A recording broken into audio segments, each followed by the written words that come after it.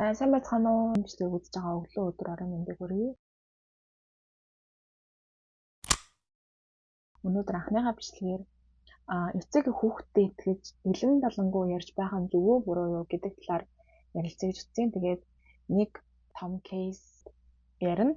Тэгээд тэрний дараа ер нь энэ зөв үү буруу юу гэдгийг хамтдаа хэлэлцээд за бүгдээ өнөөдөр унших кейс руу орцгоё. Өнөөдөр л би эцэг эхчүүд хүүхэдтэй хоорондынхоо харилцааны талаарх асуудлуудаа ярих нь тийм ч сайн хүмүүжил олгох зүйл биш байж магадгүй гэдэг ойлголоо. Ээж минь надтай үргэлж ярьдаг. Ялангуяа хоёулахнаа машин тавьж явах үедээ энэ сэдвийг ярилцдаг гэж байна. Тэр сэдв нь бол аавын маань асуудлуудын талаар юм. Ээж надад аавыг тэр яавч зүгээр биш өөрийгөө ботсон манипуляц хийдэг гэх мэтээр хэлж тэд гэрлэхээс өмнө тэр бүхэн нь ээжид маань анзаарагдаагүй тухай ярьдаг байсан. Аавыг тэгэж хамт муухайгаар ярих нь надад таатай санагддаг байсан. Учир нь би аавдаа дургу бас түүнээс айдаг байсан болохоор түүний жигшиг мэдрэмжээрээ ээжтэй ярилцах таалагддаг байсан. Ээжийг ааваас салбал ямар сайхан байх талаарч бас ярилцдаг байсан. Ингэж ярилцах надад найдвар төрүүлдэг байсан. Учир нь би хизээж дахин аавтай таарч цуг амьдрахыг хүсдэггүй байсан юм аа. Гэхдээ эцэст нь тэрээр санхүүгийн асуудлаас болж түүнээс салж чадахгүй гэж хэлдэг байсан. Одоо би 20 эдтэй. Өнгөрсөнд болсон эдгээр яриа үнэндээ аавтайгаа бүр чиг сөргүүлдэг харилцааны асуудалтай болоход нөлөөснийг ойлгож байна. Үүнээс болж би мөнгөний тал дээр байнга санаа зовдөг болсон. Ээж минь ааваас сална гэж ярьдаг байсан надад дэмий горилго төрүүлж бүр санхүүгийн шалтгаанаас болж эцэг эхтэйгээ хамт байхаас өөр аргагүй мэт санагдах болсон.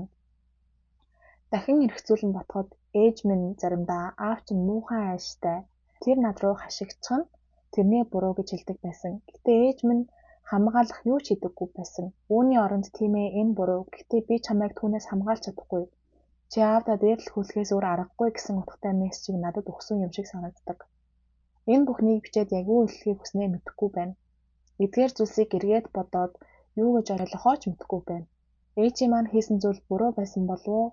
Нэг талаас нь энэ намайг түүний талд байгаа мэт санагдуулдаг байсан ч нөгөө талаас би хизээж хүүхдтэйгээ ингэж ярихгүй гэсэн бодолтой болсон гэж байна. Саяны кейс дээрээс ер нь бол баалаад ямар гол асуудлуудыг ер нь хүндэж байна тийм ээ. Ямар сэтгэл зүйн дарамт сөрөг нөлөө үүсч болдог талаар ер нь миний хайж утсан мэдээллүүд байгаа. Тэгээд эндээсээ та бүхэн хуваалцъя. Тухайн кейс дээр нь гэр бүлийн динамик хүүхдүүд үзүүлэх сэтгэл зүйн дарамт ялангуяа эцэг эхийн зөрчилдөөнийг хүүхэдтэйгээ хуваалцахын сөрөг үр дагавар гэсэн хэд хэдэн гол асуудлыг ер нь агуулж ийн гэж ер нь харагдаж байгаа. Энийг бүгдээрээ бүр дэлгэрүүлээд судлаад үзье. Эцэг эхийн хоорондын зөрчилдөөний оролцогч болох дарамт тухайн хүүхдэд ирдэг гинэ. Хүүхэд эцэг эхийн хоорондын асуудлыг сонсож нэг талыг баримталж түүнийг дэмжихийг шаардсан нөхцөлд ордог. За одоо яг саяны кейс дээрээс ингээд бодоод үзэх юм бол тийм ээ. Ээж нь дандаа ингээд аавыг нь болж хүүхдэд нь ярьдаг танаа авч юм ээ тийм ээ.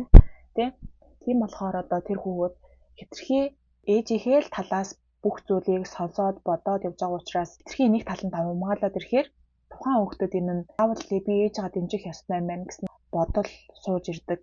Тийм нөхцөл байдалд ордог гэж хэлж байна. Тэгээд тухайн хүүхдэд сэтгэл зүйн ачаалал, сонирхлын зөрчил, гин буруутай мэдрэмж төрүүлж болно гэж байна. Гэтэ хүүхдийг жоох юм чинь юу ч мэдэхгүй гэж хизээж тэгж хэлж болохгүй.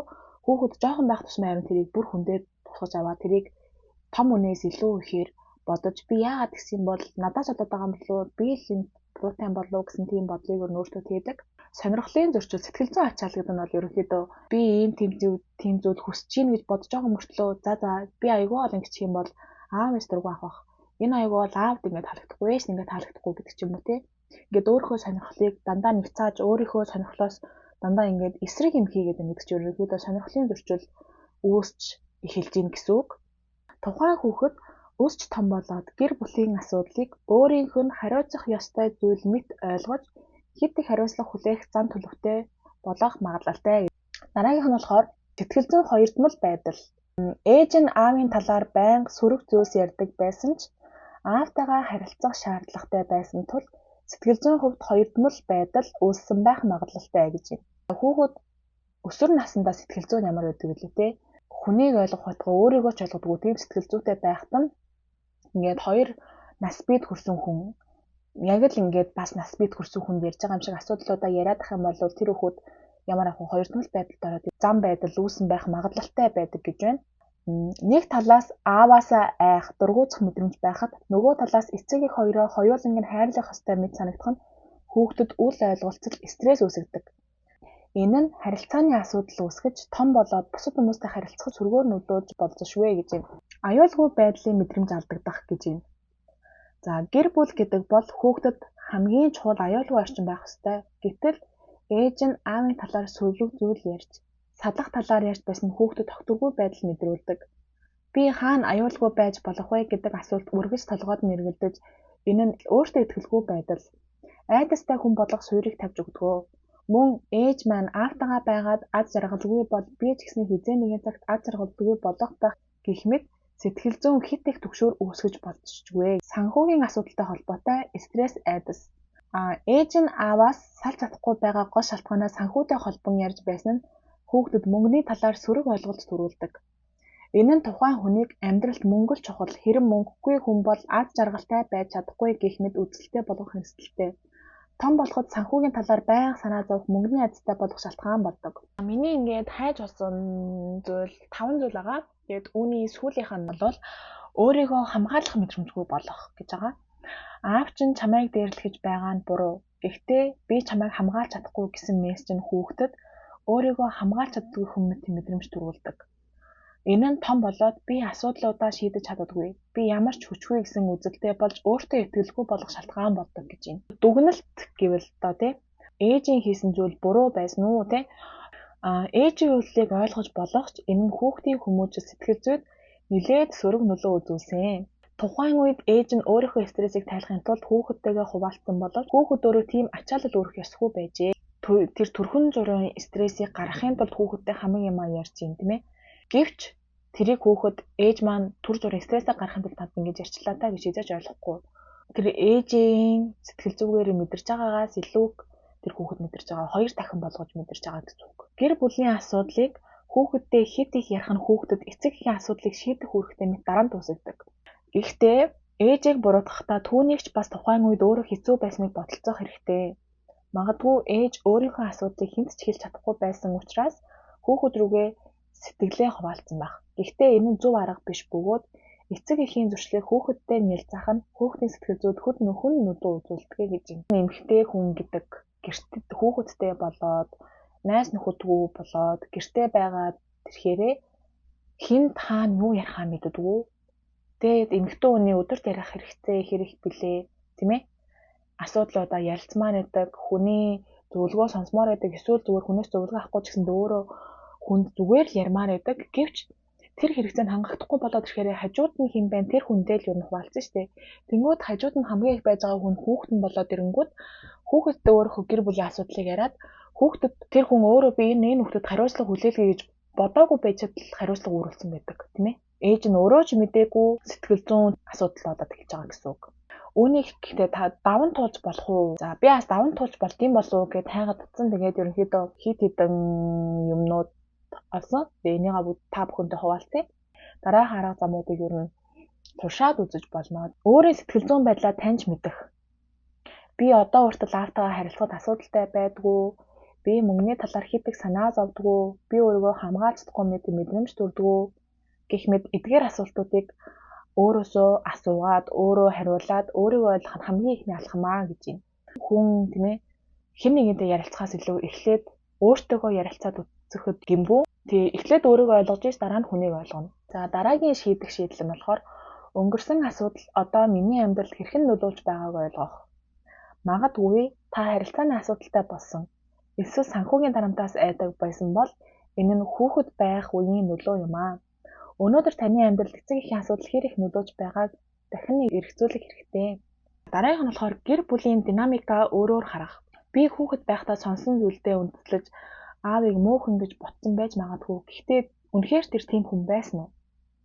Би санхүүгийн талаар хэд их санаа зовох хэрэгтэй юу? Миний бодол зөв үү? Гэх мэтээр өөрийн үзэл бодлыг нэгтэж үзэх нь чухал. Дараа нь болохоор өөрийн амьдралдаа энэ загварыг давтахгүй байх. Өөрийн ирээдүйн гэр бүлдээ эцэг эхийнхээ алдааг давтахгүй байхын тулд хэрхэн зөв харилцах талаар сурах нь чухал. Хэрв та хүүхэдтэй болвол тэдэнд эцэг эхийнхээ зөрчлийг ярьж ачаагаа өөрөөлөхгүй байх хэрэгтэй. Дараагийнх нь болохоор хэрвээ үнэхээр шаардлагатай л гэж үзэх юм бол мэргэжлийн сэтгэл зүйчд хандаад ярилцаад тэр хүнээс зөвлөгөө аваад мэргэжлийнхэн зөвлөгөөг нь аваад үзэх хэрэгтэй. Хэрвээ одоо энэ тэр таны жоохон байх үеийн асуудал таны амьдралд одоо хүртэл хит их стресс, сөрөг сэтгэл хөдлөл үүсгэж байгаа бол мэргэжлийн сэтгэл зүйчд хандаад тэр хүнтэй ярилцах нь танд тус болно гэж танд зөвлөмөр байна. Эцсийн эц тийм ээ таны мэдэрч байгаа зүйл болвол үнэхээр хүнд зүйл байсан. Хэрвээ одоо мэдэрч байгаа бол хүнд зүйл. Гэхдээ энэ нь эцэг эхийн харилцааны буруу зүйл хизээж таны буруу биш тийм ээ. Үр хүүхдийн буруу биш. Гэхдээ энэ талаар нэг эргцүүлээд өнгөрснөөсөө суралцаад өөрийн амьдралдаа илүү эерэг өөрчлөлт хийгээрэй. Бити эзэж өөрийгөө би л энэ асуудлын гол буруутан ч гэдэг юм уу. Надаас болж л энэ хүмүүс ингэж байна ч гэдэг ч юм уу тийм ээ. Хизээж энэ зүйл бити бодорой. Та үнэхээр тийм хүн биш. Та энэ хорвоод яах гэж ирсэн тийм ээ. Тэр зүйлээ бодоод доторх өөртөөгөө ярилцаад илүү эерэг бодлоор өөрийгөө цэнэглээд байгаасаа гэж хүсэж байна. За тэгээд өнөөдрийн бичлэгтээ маань цуг басан баярлалаа. Тэгээд та бүхэн бас энэ хүү кейсүүдээ хуваалцахыг хүсэх юм бол Instagram хаяг руу маань юм уу, Facebook хаяг руу маань эсвэл энэ доор гарч байгаа Gmail хаяг руу бичээд өөрийнхөө ямар ч асуудлыг хуваалцж болно. Бид нэр таны асуудлыг ямар нэгэн тийм бэлдэв сэтгэллээд танд заавал зөвлөгөө өгөхгүй зүгээр л таны тийм ээ төрөний эсэнчлэн хүнтэй ярилцмаар байгаа хэрэгцээг чинь зүгээр хангаж өгмөр байна. Тийм болохоор хүнд ярих гад ярьж чаддаггүй тийм зүйл байх юм бол надтай хуваалцаарай. За өнөөдрийн маань бичлэгтэй хамт байсан баярлалаа. Дараа дараагийнхаа бичлэгээр удахгүй уулзцгаая. Баяр таа.